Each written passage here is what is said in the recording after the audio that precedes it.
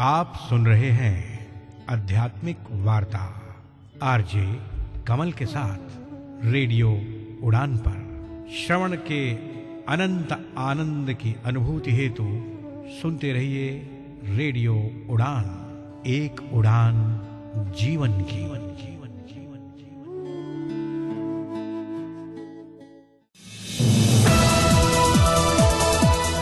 इस कार्यक्रम में भाग लेने वाले प्रतिभागियों के द्वारा दी जाने वाली जानकारी अथवा की जाने वाली चर्चा वास्तविक और काल्पनिक दोनों ही हो सकती हैं। चर्चा के दौरान किसी व्यक्ति के द्वारा दिए गए कथन एवं तथ्य के लिए कार्यक्रम के प्रस्तोता, प्रस्तुतकर्ता अथवा रेडियो स्टेशन प्रत्यक्ष या अप्रत्यक्ष रूप से जिम्मेवार नहीं है।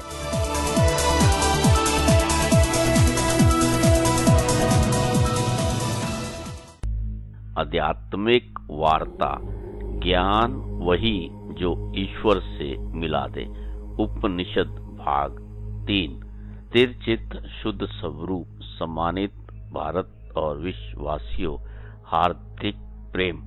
आज की इस भागती दौड़ती जिंदगी में सुकून के कुछ पल के लिए रेडियो उड़ान, एक उड़ान जीवन के माध्यम से प्रस्तुत आध्यात्मिक वार्ता के इस मंच पर एक बार फिर आपसे किए हुए वादे के मुताबिक आपके समक्ष उपस्थित हुआ है आपका अपना हमसफर। स्वीकार कीजिए आपके अपने हमसफर कमल का अभिनंदन। आध्यात्मिक वार्ता के इस मंच पर विगत दिवस हम सब ने मिलकर हमारे साथ जुड़े हुए हमारे विद्वान साथी के श्रीमुख से युगेश्वर श्री कृष्ण को समर्पित उनके भाव, उनके विचारों का श्रवण किया। इसके साथ साथ हमने वैदिक चर्चा के अंतर्गत उपनिषद पर भी अपने विद्वान साथी के श्रीमुख से उनके भाव, उनके विचारों का श्रवण किया। साथियों, मित्रों, आध्यात्मिक वार्ता के इस मंच पर आज हमारे साथ जुड़े हुए हमारे विद्वान साथी इस मंच से ज्ञान वही जो ईश्वर से मिला दे के साथ साथ उपनिषद पर भी अपने भाव और विचार हम सबके साथ साझा करेंगे। आज की इस यात्रा को विधिवत रूप से आरंभ करने से पूर्व आइए हम सब मिलकर सतगुरु, उस परमात्मा, उस ईश्वर, उस शक्ति, माता पिता, गुरु आराध्य के चरणों में समर्पित श्रद्धा सुमन, शांत मन, स्थिर चित्त, आनंद में प्रफुल्लित वातावरण, हर्षो उल्लास के साथ अपने आराध्य का मन मंदिर में सिमरन करते हुए इस मधुर भजन का श्रवण करते हैं और उसका आनंद लेते हैं।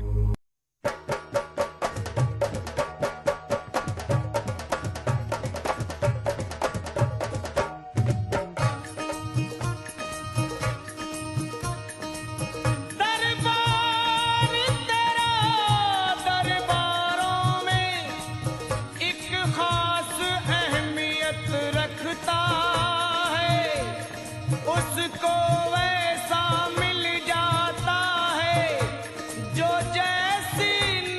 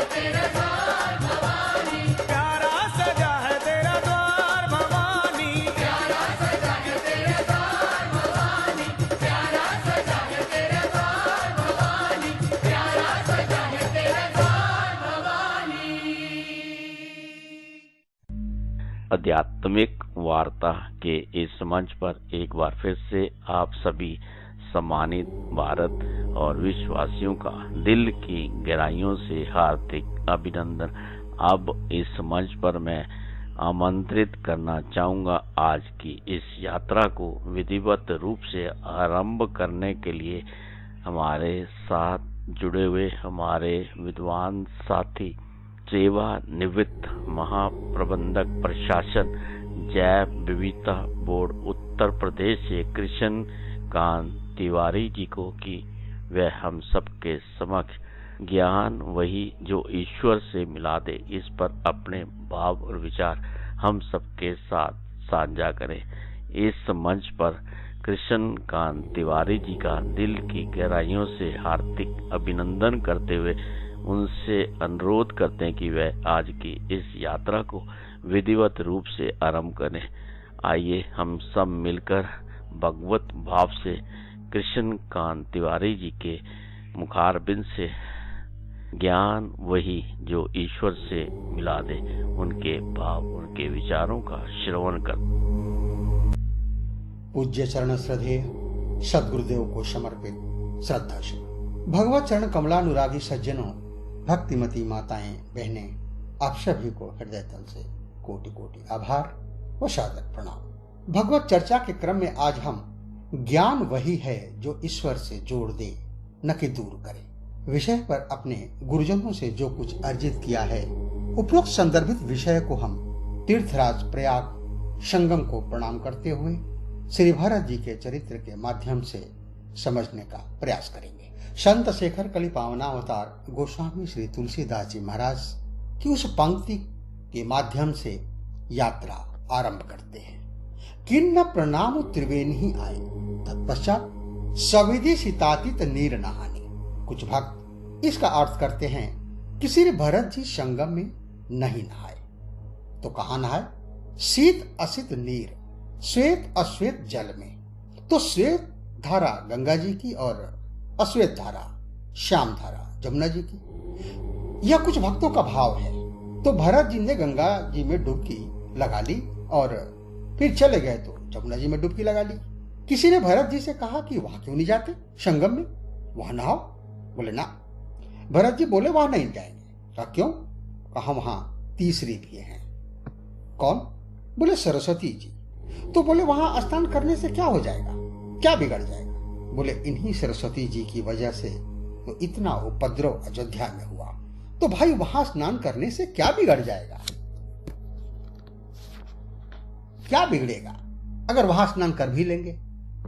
भरत जी बोले कि जिन सरस्वती जी के कारण मेरी माता जी की बुद्धि बदल गई और कहीं मैं स्नान करूं तो मेरी भी बुद्धि ना बदल जाए, तो ऐसी सरस्वती जी, ऐसा ज्ञान जो व्यक्ति को भगवान से दूर कर दे, ऐसे ज्ञान को तो दूर से ही प्रणाम कर लेना चाहिए। एक बार मैं एक संत की वाणी सुन रहा था।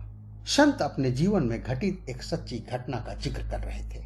उन्होंने बताया कि एक बार मैं कहीं गया एक गांव में, तो एक संत हमारे साथ और भी थे। बड़े प्रेम से सजनता के व्यवहार से मिले और रात्रि भर हम लोग एक साथ रहे। सवेरे जिनके यहाँ हम लोग ठहरे थे वहां कुछ लोग और भी आ गए। बोले महाराज कुछ सत्संग हो जाए। तो मैंने स्वामी जी से कहा कि आप कुछ बोलिए, हम भी सुन लेंगे। तो बोले अच्छा। अब सत्संग शुरू हुआ। सचमुच में बड़ी श्रद्धा से बैठा था। सत्संग कहां से शुरू हुआ? वे बोले देखो, पहले ही बोले वो, अब गांव के 2-4-10 आदमी और आ गए। और स्वामी जी क्या बोल रहे हैं? बोले देखो, ये राम, कृष्ण, शिव, दुर्गा, गणेश, ये कोई भी भगवान नहीं है। हमने कहा अद्भुत सत्संग है जो यहां से शुरू हो। बड़ी पीड़ा हुई मन में, लेकिन हम चुपचाप किए बैठे रहे कि और तो सुने आगे सत्संग और क्या है। तो बोले गांव वाले बोले कि हम तो यही मानते हैं और हमारे पुरखे भी मानते रहे। तो वे हंसकर बोले गलत चीज अगर परंपरा से मानते भी रहो तो क्या वह सही हो जाएगी? ना समझी है, कल्पना है तुम्हारी, मान लिया। तो उन लोगों ने कहा कि ये भगवान नहीं है, इसका क्या प्रमाण है? कैसे आप कह रहे हो कि ये भगवान नहीं है? तो बोले एक बात बताओ, ईश्वर एक है कि अनेक? तो स्वाभाविक है सभी कहेंगे कि एक। अच्छा, तो बोले देखो, एक चीज जो होती है वो एक जैसी दिखाई देती है। अब उनकी प्रक्रिया सुने। बोले आंख बंद करो, तो सब लोगों ने आंखें बंद कर ली। तो बोले देखो हाथी, तो सबने कहा कि हाँ मन से देख रहे। हाथी कैसा दिखाई दे रहा? बोले एक जैसा दिख रहा है सबको, उसके सूंड हैं, पूंछ हैं। फिर बोले देखो घोड़ा, तो सबको एक जैसा। अब इसी तरह उन्होंने गाय, भैंस, ऊंट सब एक जैसा दिखा। क्यों? क्योंकि ये सब एक तरह के हैं, एक जैसे दिखते हैं, एक हैं। अब बोले देखो ईश्वर, भगवान, तो सबको अलग अलग दिखे। किसी को धनुष बाण वाले, किसी को मुरली वाले, किसी को त्रिशूल वाले, किसी को दुर्गा जी, किसी को गणेश जी। तो बोले कैसे दिख रहे हैं? बोले ये तो अलग अलग दिख रहे हैं। तो बोले इसी से सिद्ध हुआ कि ये कोई भी भगवान नहीं है, क्योंकि ईश्वर एक है और ये अनेक दिख रहे हैं, तो कैसे भगवान हो सकते हैं? है कि नहीं? मैं आपसे सत्य कहता हूं, गांव वाले अवाक रह गए, हाथ जोड़कर बोले कि हमारी तो आज आंख खुली, हमें तो आज समझ में आया, अब तक तो हम धोखे में ही रहे। तो वे विजयी मुस्कान में मुस्कुराते हुए बोले इसी को सत्संग कहते हैं, जो आंख खोल दे। आंख खुल गई, यही है गुरु पद रज मृदु मंजुल अंजन, नयन अमी अद्रिक दोष विभंजन। यही है, आंख खुल गई। मुझे अपार कष्ट हुआ, लेकिन भगवान ने मुझे भी प्रेरणा दी, तो रहा नहीं गया। तो मैंने नम्रतापूर्वक हाथ जोड़कर कहा कि महाराज बुरा ना माने तो आपकी ही प्रक्रिया में एक सवाल हम भी पूछ लें इन लोगों से। बोले हाँ हाँ पूछिए पूछिए, संतों का तो काम ही है सत्संग करना, पूछिए। तो मैंने उनसे कहा कि भाइयों, आपने अभी आंख बंद करके हाथी देखा, घोड़ा देखा, गाय भैंस देखे, सब एक जैसे दिखे, अलग अलग नहीं। हाँ अलग अलग नहीं, एक जैसे दिखे। हमने कहा आंख बंद करके एक चीज हमारे कहने से देख लो। बोले बोलो। तो हमने कहा बंद करो आंख, तो सबने आंखें बंद कर ली।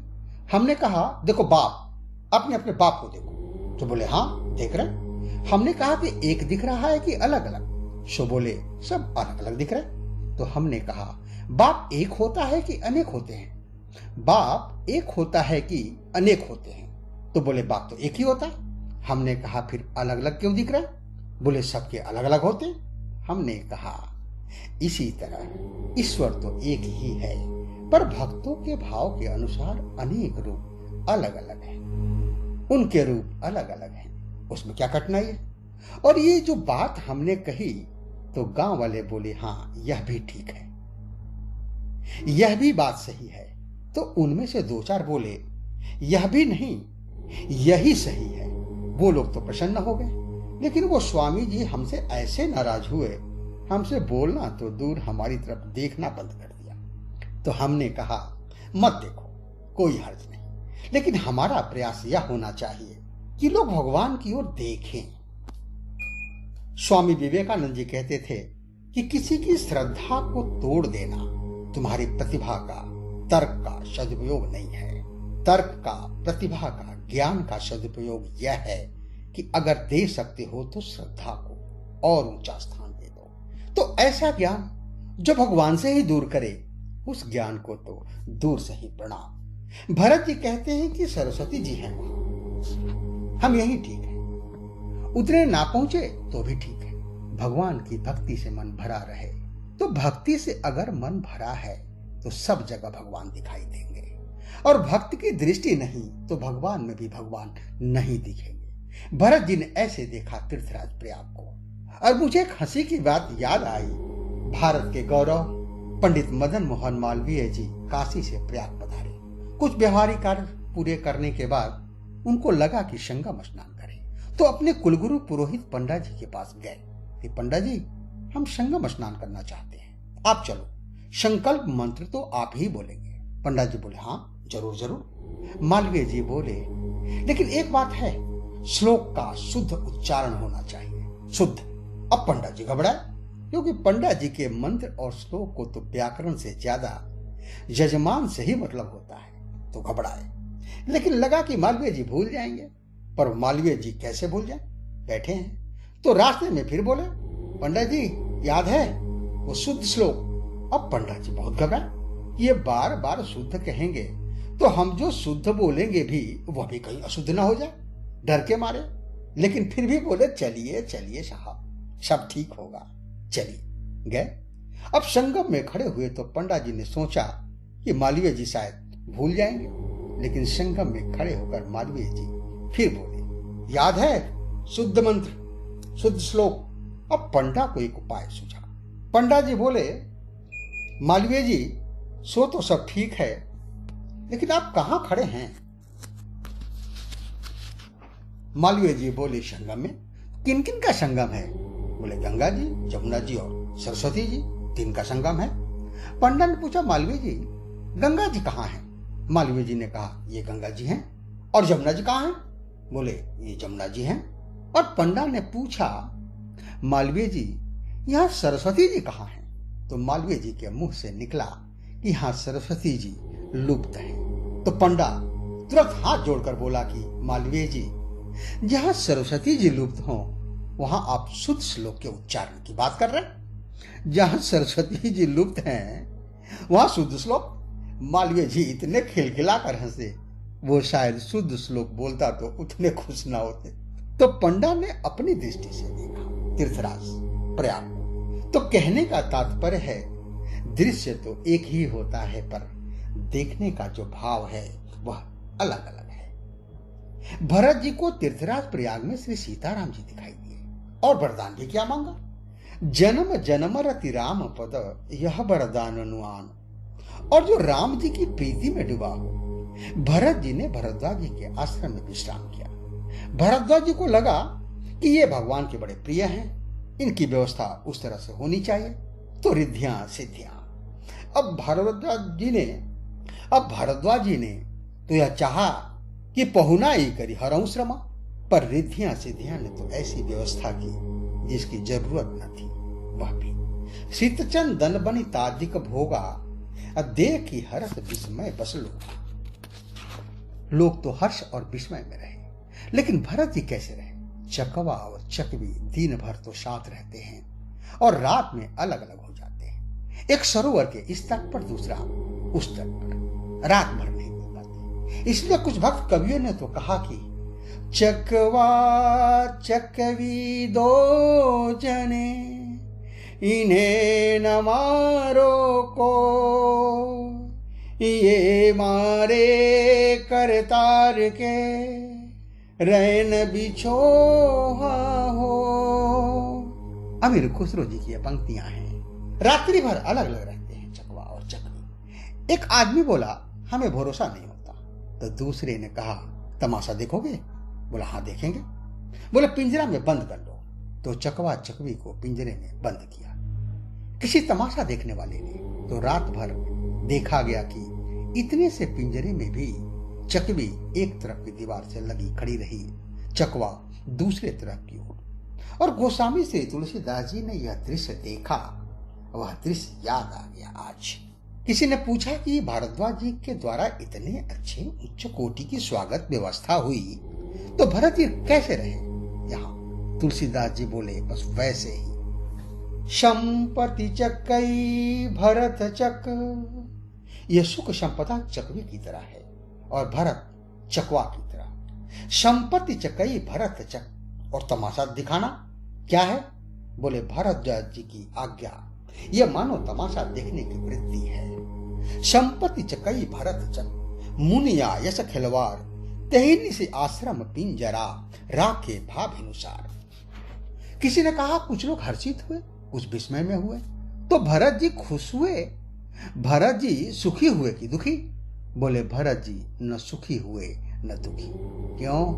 बोले, भरत जी मन से वहां थे ही नहीं। तो भरत जी मन से कहां हैं? गोस्वामी जी कहते हैं, मन तह जहाँ रघुबर बेदेही, बिनु मन तन दुख सुख सुधि के ही।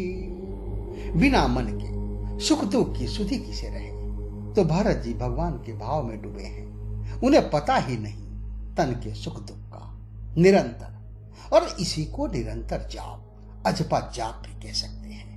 अच्छा, जिसका मन सदा भगवान में डूबा रहे, सदा भगवान में डूबा रहे, उसे बराबर उसी की याद आती है।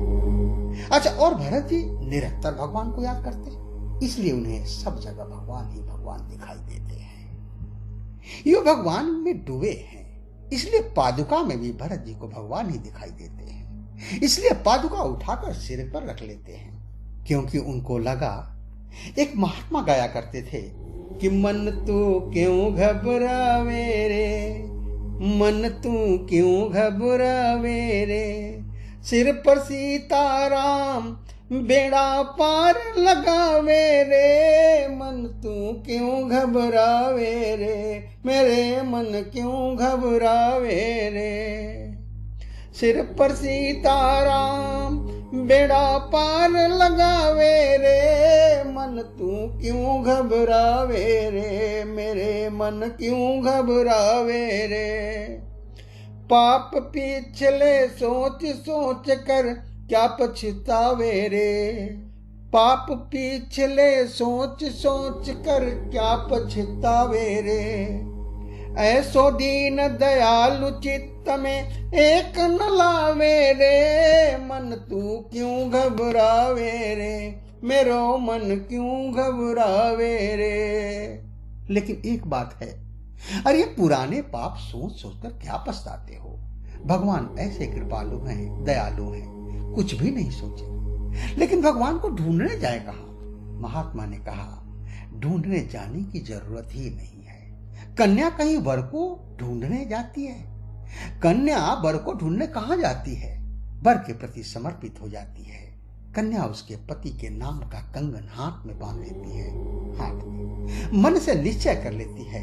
तो होता क्या है, अरे मन तू भी भगवान को ढूंढने मत जा, भगवान का हो जा। तो क्या होगा? दुल्ही बना दे है बर को मत ढूंढन जावे रे। बर को ढूंढने जाने की जरूरत नहीं है।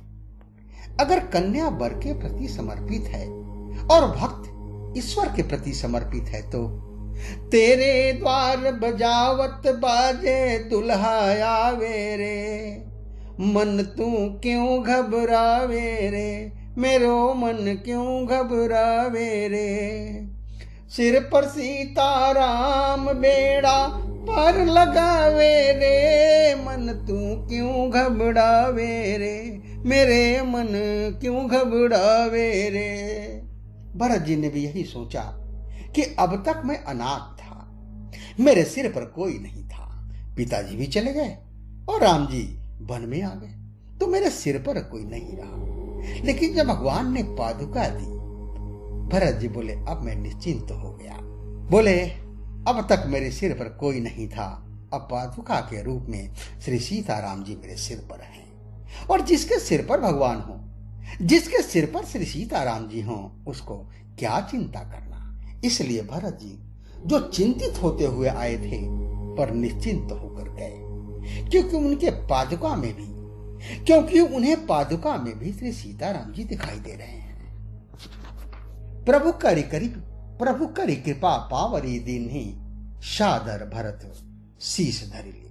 तो राम भक्त ले चला रे राम की निशानी, राम भक्त ले चला रे राम की निशानी, शीश पर खड़ाऊं और अखियों में पानी, राम भक्त ले चला रे राम की निशानी, शीश खड़ाऊं ले चले से, राम सिया जी संग हो जैसे, अब इनकी छाव में रहेगी राजधानी, राम भक्त ले चला रे राम की निशानी, राम भक्त ले चला रे राम की निशानी।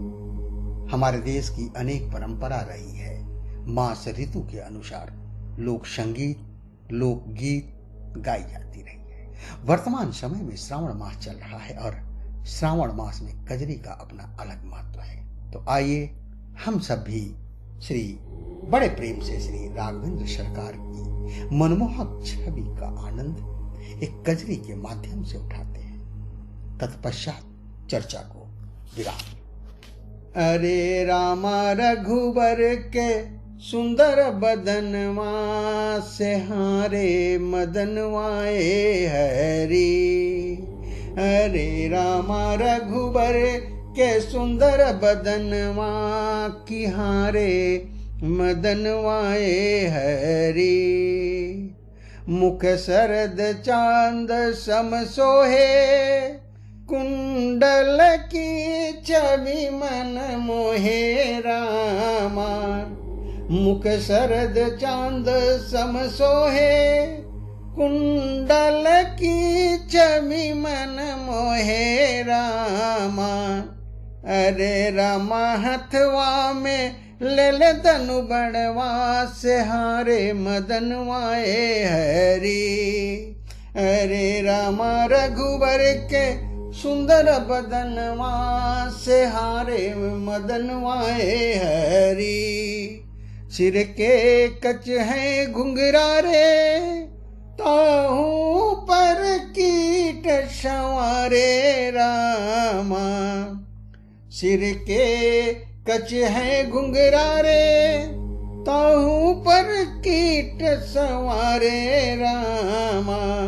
अरे रामा बाके सलोने नयनवा से हारे मदनवाए हरि। अरे रामा रघुबर के सुंदर बदनवा से हारे मदनवाए हरि। उर में मणिमाला राजे छवि कोटिया न गहूं लागे रामा। उर में मणिमाला राजे छवि कोटिया न गहूं लागे रामा। अरे रामा पहिरे हैं पीत बसनवा से हारे मदनवाए हरि। अरे रामा पहिरे हैं पीत बसनवा से हारे मदनवारे हरि। अरे रामा रघुवर के सुंदर बदनवा से हारे मदनवाए हरि। अलगन सब चमर डुलावे प्रभु भक्ति अनुपम पावे रामा। अलगन सब चमर डुलावे प्रभु भक्ति अनुपम पावे रामा। अरे रामा हमनी के दिहे दर्शनवा से हारे मदनवाए हरि। अरे रामा हमनी के दिहे दर्शनवा की हारे मदनवाए हरि। अरे रामा रघुवर के सुंदर बदनवा से हारे मदनवाए हरि। अरे रामा रघुवर के सुंदर बदनवा से हारे मदनवाए हरि। तो इसी के साथ कि प्रभु श्री सीताराम जी हमारे हृदय में विराजमान रहे, हमारा मन सत्संगी बना रहे, इसी के साथ भाव पुष्पांजलि भगवत चरण में अर्पित करते हुए चर्चा को विराम। हरिओम हरिओम हरिओम। आध्यात्मिक वार्ता के इस मंच पर अभी हम सब ने मिलकर हमारे साथ जुड़े हुए हमारे विद्वान साथी के श्रीमुख से ज्ञान वही जो ईश्वर से मिला दे पर उनके भाव उनके विचारों का श्रवण किया, उसे जाना और समझा। साथियों मित्रों, अब इस मंच से हमें लेना होगा छोटा सा विराम। आप कहीं मत जाइए, मिलते हैं बस थोड़ी देर में। तब तक आइए हम सब मिलकर श्रवण करते हैं इस मधुर भजन का और उसका आनंद लेते हैं। इस मधुर भजन के श्रवण के उस पार भी आज की यात्रा इसी प्रकार जारी रहेगी। आध्यात्मिक वार्ता के इस मंच पर ये यात्रा रेडियो उड़ान एक उड़ान जीवन के माध्यम से आपके अपने हमसफर कमल द्वारा प्रस्तुत की जा रही है।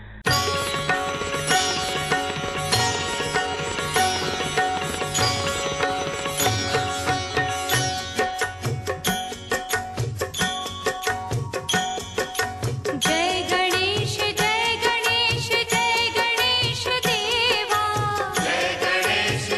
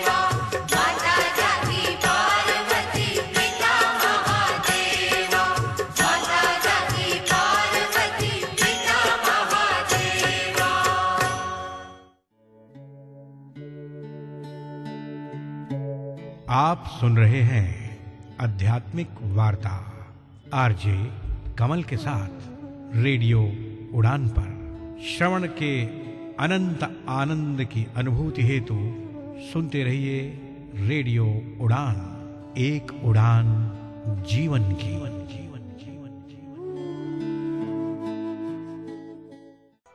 वैसे तो आपको हर चीज में प्रोटेक्शन चाहिए।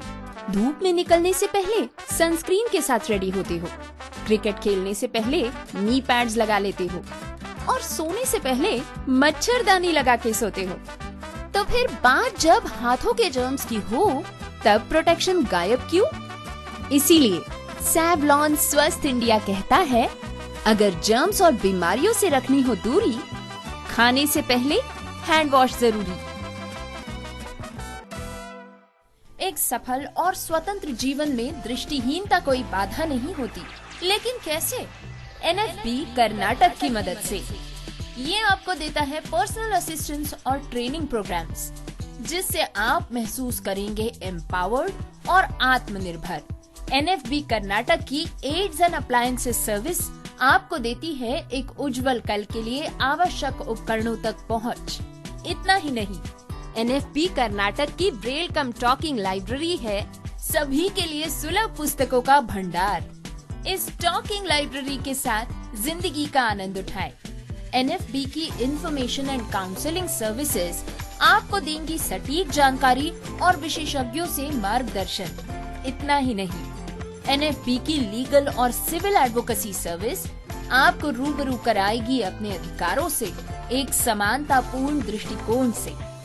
घर बैठे पाइए जॉब ओपनिंग्स पर ऑथेंटिक जानकारी।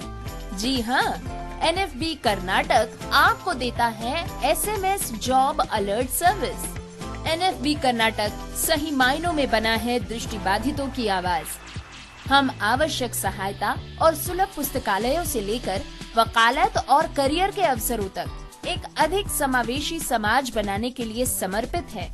आज ही हमसे संपर्क करें 08023484794 पर, या फिर आप कॉल कर सकते हैं 9916368800 पर।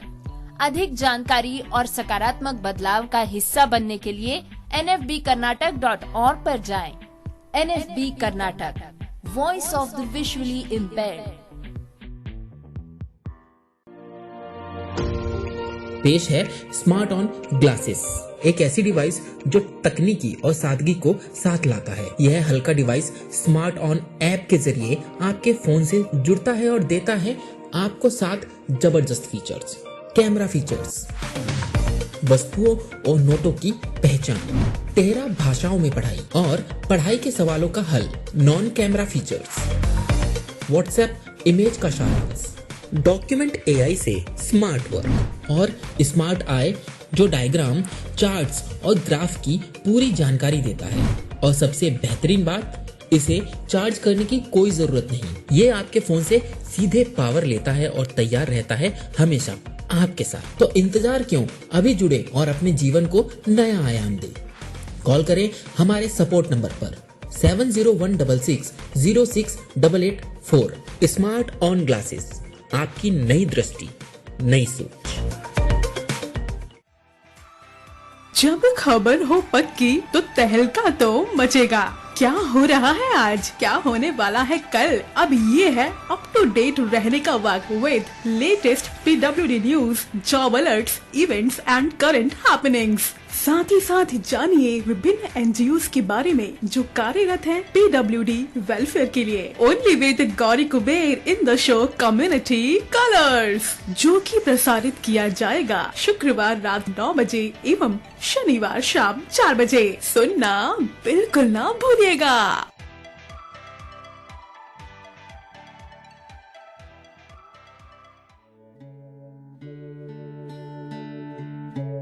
आप सुन रहे हैं आध्यात्मिक वार्ता आरजे कमल के साथ रेडियो उड़ान पर। श्रवण के अनंत आनंद की अनुभूति हेतु सुनते रहिए रेडियो उड़ान, एक उड़ान जीवन की।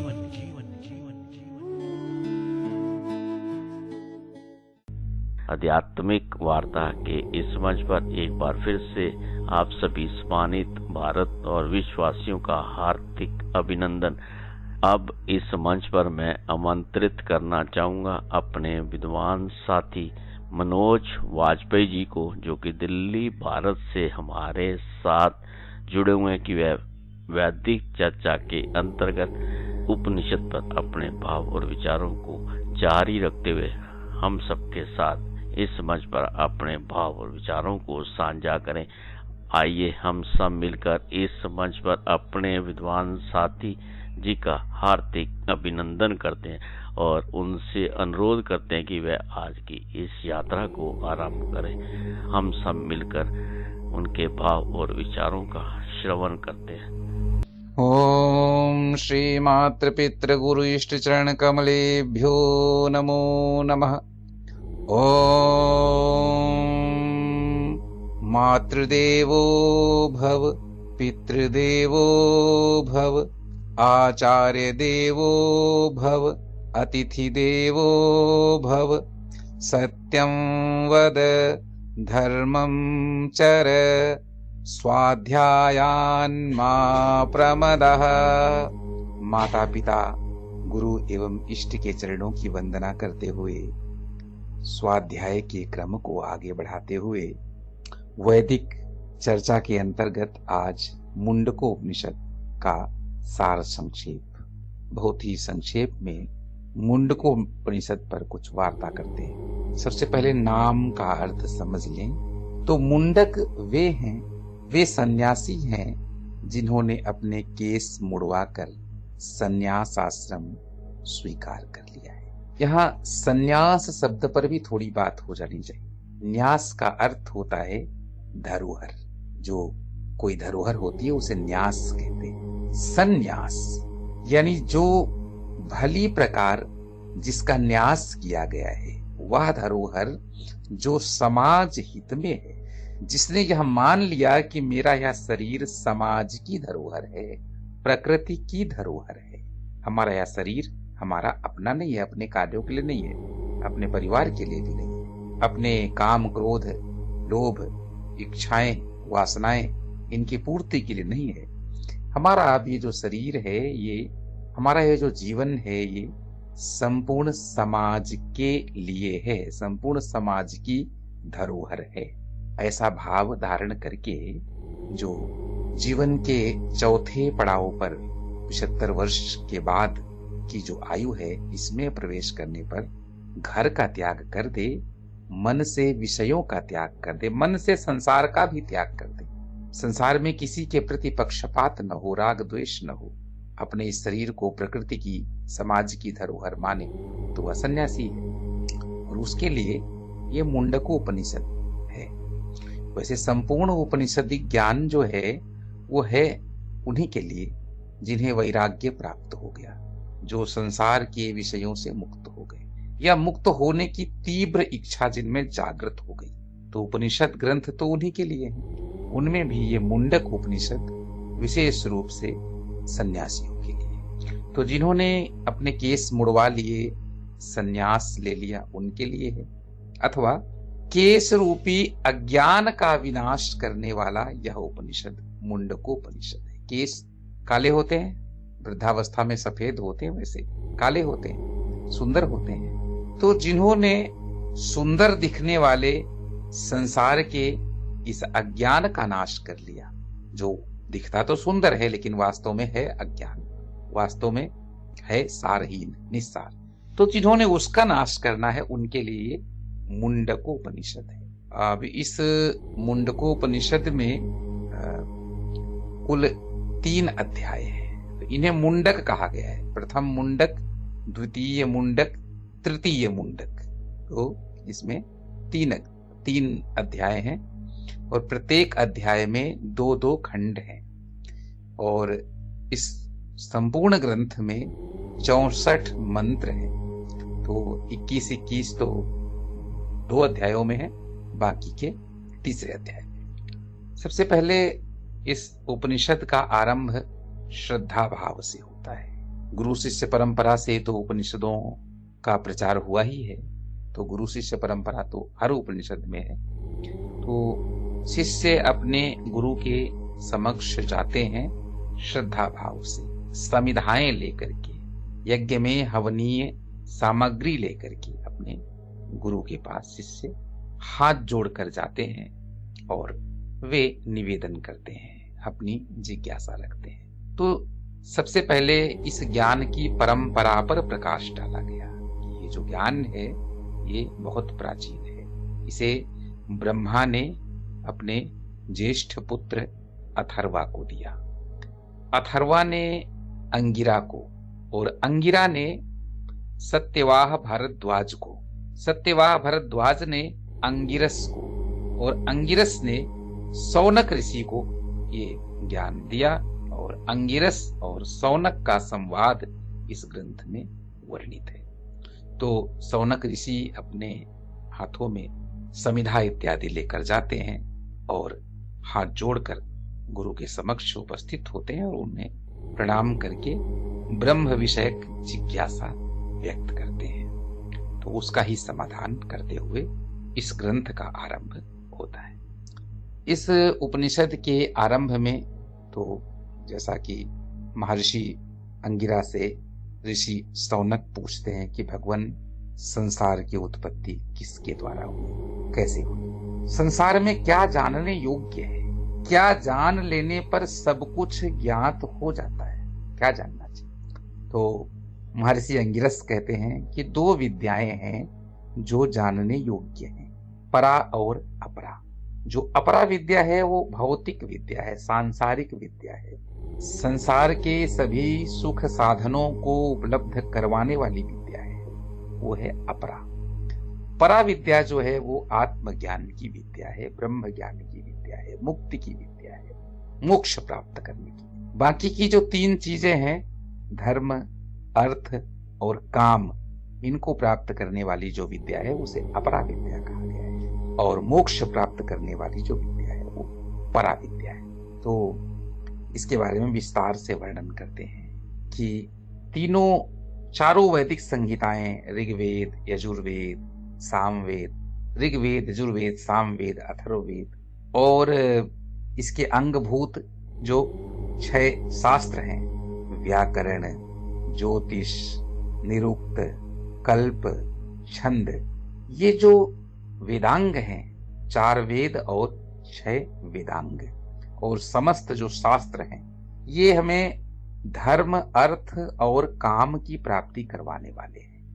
तो क्योंकि इनसे भी सांसारिक विषयों की प्राप्ति होती है, इसीलिए ये अपरा विद्या के अंतर्गत है। तो अपरा विद्या का भली प्रकार अध्ययन करके संसार के समस्त सुखों को प्राप्त करके, धर्म से अर्थ, अर्थ से काम की प्राप्ति करके, जब यह संसार निस्सार प्रतीत होने लगे, जब इस संसार से वैराग्य हो जाए, तब परा विद्या का अभ्यास करना चाहिए। और परा विद्या के अभ्यास के लिए कोई योग्य गुरु खोजना चाहिए, जो जिसे वास्तव में उस तत्व का ज्ञान है, क्योंकि जिसे उसका ज्ञान है वही दूसरे को ज्ञान प्राप्त करवा सकता है। एक जला हुआ दीपक ही दूसरे दीपक को जला सकता है। तो ऐसे गुरु का आश्रय लेना चाहिए। आगे चलकर ये बताया गया है कि ये जो ज्ञान है ये ना प्रवचन से प्राप्त हो सकता है, न बुद्धि से प्राप्त हो सकता है, न बहुत प्रकार सुनने से प्राप्त हो सकता है। यह तो कठोर अनुशासन, ब्रह्मचर्य और गुरु की कृपा से, अनुभवी गुरु की कृपा से, उस गुरु की कृपा से जिस गुरु ने उस ज्ञान को प्राप्त किया है वही उसको प्राप्त करवा सकता है। यह केवल अनुभव का विषय है, वाणी का विषय भी नहीं है, बुद्धि का विषय भी नहीं है, इंद्रियों का विषय भी नहीं है, यह तो केवल अनुभव का विषय है। उसके बाद यह बताया गया कि जिस प्रकार हमारे शरीर से विभिन्न प्रकार के अंग और विभिन्न प्रकार के रोए उत्पन्न होते हैं, उसी प्रकार उस ब्रह्म से, उस परमात्मा से, आत्मा और उस आत्मा से समस्त इंद्रियों की और समस्त सृष्टि की उत्पत्ति होती है। और वह उसी प्रकार सभी सृष्टि के सभी उपादानों में व्याप्त है, जैसे तिल में तेल व्याप्त है। इसमें सत्य और ब्रह्मचर्य पर बहुत अधिक जोर दिया गया है, अनुशासन पर, इंद्रियों के अनुशासन पर श्रद्धा पर बहुत अधिक जोर दिया गया है। इन्हीं को ज्ञान प्राप्ति का साधन माना गया है। ब्रह्म वेद ब्रह्मैव भवति, जो ब्रह्म को जान लेता है वह ब्रह्म ही हो जाता है। इसके अतिरिक्त सत्यमेव जयते नानृतम, सत्य की ही जय होती है, असत्य की नहीं। इस प्रकार सत्य की महिमा का उपदेश दिया गया है। योग्य गुरु के मार्गदर्शन में, कठोर अनुशासन में इस विद्या का अभ्यास करना चाहिए। सबसे पहले वैराग्य की आवश्यकता है। जब संसार से वैराग्य हो जाए तभी इस विद्या के योग्य कोई व्यक्ति हो सकता है, और वैराग्य होने के बाद योग्य गुरु की शरण में जाना चाहिए। कठोर अनुशासन में इसका अभ्यास करना चाहिए। ब्रह्म ही संपूर्ण संसार का निर्माता है, संपूर्ण संसार को प्रकट करने वाला है, संपूर्ण संसार को अपने में लय करने वाला है। उसका अंशभूत यह परमात्मा जो संपूर्ण सृष्टि को, सभी शरीरों को चलायमान रखने वाला है, उसका ही ध्यान करना चाहिए। इसके ध्यान की जो विधि है, जैसे पहले हमने देखा, जैसे कठोपनिषद में देखा, जैसे प्रश्नोपनिषद में देखा, मांडुक्योपनिषद में देखेंगे, वैसे ही मुंडकोपनिषद में कहा गया है कि ओम ही वह धनुष है, आत्मा बाण है और परमात्मा लक्ष्य है। तो ओम के अभ्यास रूपी धनुष पर आत्मा का बाण चढ़ा करके उस परमात्मा रूपी लक्ष्य को प्राप्त करना चाहिए। इसमें एक रूपक के माध्यम से आत्मा और परमात्मा के विषय में बताने का प्रयास किया गया है। जैसे एक वृक्ष है, उस वृक्ष में दो पक्षी बैठे हुए हैं। एक पक्षी उस वृक्ष के फलों को खा रहा है और दूसरा केवल उन्हें खाते हुए देख रहा है। उसी प्रकार आत्मा है जो शरीर रूपी वृक्ष पर बैठा है और शरीर के माध्यम से विभिन्न कार्यों को करवा रहा है, लेकिन परमात्मा साक्षी भाव से केवल उसे देख रहा है। तो शरीर से आत्मा को अलग मानना, मैं ना तो इंद्रिय हूं, ना मन हूं, ना बुद्धि हूं, मैं वह चैतन्य हूं जो संपूर्ण सृष्टि में व्याप्त है और वही परमात्मा है। इस प्रकार का अभ्यास करना, ओम के माध्यम से, योगाभ्यास के माध्यम से उस शुद्ध चैतन्य का ध्यान करना, चिंतन करना और उसके माध्यम से मोक्ष को प्राप्त करना, यही इस उपनिषद का मूल उद्देश्य है। उपनिषद के अंत में योगियों की प्रशंसा की गई है कि योगी जन जिन्होंने ब्रह्म का साक्षात्कार कर लिया है, यद्यपि संसार से उनका कोई प्रयोजन नहीं है, वे राग और द्वेष से बिल्कुल पृथक हो गए हैं। न किसी के प्रति उनके मन में द्वेष होता है, न किसी के प्रति उनके मन में पक्षपात होता है। तो भी श्रद्धा भाव से जो उन योगियों की भी पूजा करता है, उसे भी अकस्मात सब कुछ प्राप्त होने लगता है। वो योगी किसी को देने के लिए या किसी से कुछ लेने के लिए इच्छा नहीं करते। उन्हें किसी से न द्वेष है, न किसी से राग है, प्रेम है, लेकिन उनकी सेवा, उनकी आराधना करने से भी बहुत कुछ प्राप्त किया जा सकता है। तो योगियों की पूजा का फल भी इस उपनिषद में बताया गया है। और जैसा कि सत्यमेव जयते प्रसिद्ध जो स्लोगन है, केंद्र सरकार का जो ध्येय वाक्य है, वह भी इसी उपनिषद से लिया गया है। तो इस प्रकार संक्षेप में मुंडकोपनिषद के बारे में मैंने जितनी मुझे समझ थी उसके अनुकूल ये जानकारी आपके सामने रखी है। आशा है कि आप जिज्ञासु बनेंगे और इस उपनिषद को पढ़ेंगे। जय जगदम्बे। आध्यात्मिक वार्ता के इस मंच पर अभी हम सब ने मिलकर अपने विद्वान साथी के श्रीमुख से उपनिषद पर उनके भाव, उनके विचारों का श्रवण किया, उसे जाना और समझा। ये यात्रा अगले सप्ताह भी इस मंच पर इसी प्रकार जारी रहेगी। साथियों, मित्रों, अब इस मंच से हमें लेना होगा छोटा सा अल्प विराम। आप कहीं मत जाइए, मिलते हैं बस थोड़ी देर में।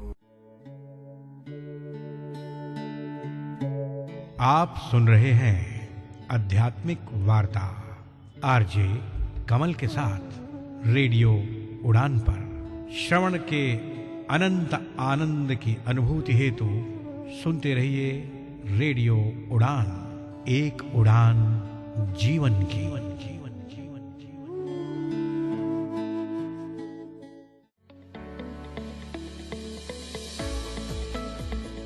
रखेंगे डिसेबिलिटी सेक्टर पर होने वाली हर घटना पर पैनी नजर। मिलवाएंगे डिसेबिलिटी सेक्टर की हर इंस्पायरिंग पर्सनैलिटी से।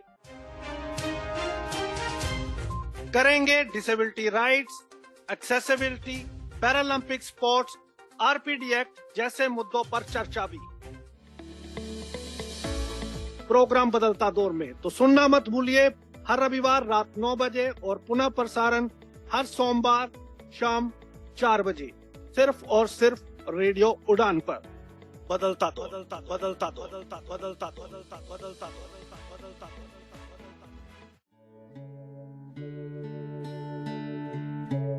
आप सुन रहे हैं आध्यात्मिक वार्ता आरजे कमल के साथ रेडियो उड़ान पर। श्रवण के अनंत आनंद की अनुभूति हेतु सुनते रहिए रेडियो उड़ान, एक उड़ान जीवन की।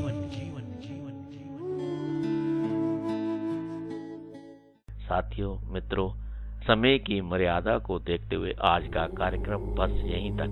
आपको ये कार्यक्रम कैसा लगा, इस पर अपनी पसंद, अपनी प्रतिक्रिया आप हम सबके साथ साझा कर सकते हैं। हमारी वेबसाइट www.radioudan.com के माध्यम से, हमारी मेल आईडी mail@radioudan.com के माध्यम से, और मेरी पर्सनल मेल आईडी KAIS170362@gmail.com के माध्यम से। आप सबका कोटि कोटि शायद धन्यवाद। इस कार्यक्रम का सहजता के साथ, धैर्य के साथ श्रवण करने के लिए। फिर मुलाकात होगी इस मंच पर बहुत जल्द, अगर जिंदगी, स्थितियां, परिस्थितियां और समय अनुकूल रहा। वाक्य पुष्पांजलि भगवत चरणों में अर्पित मैं अब अपनी वाणी को विराम देता हूँ। हरि ओम, हरि ओम। अपना ख्याल रखें, खुश रहें, प्रसन्न रहें, मस्त रहें। आप सबका आभार, शुक्रिया, शुक्रिया, और आनंद लेते रहे रेडियो उड़ान, एक उड़ान जीवन की माध्यम से प्रस्तुत मधुर संगीत का।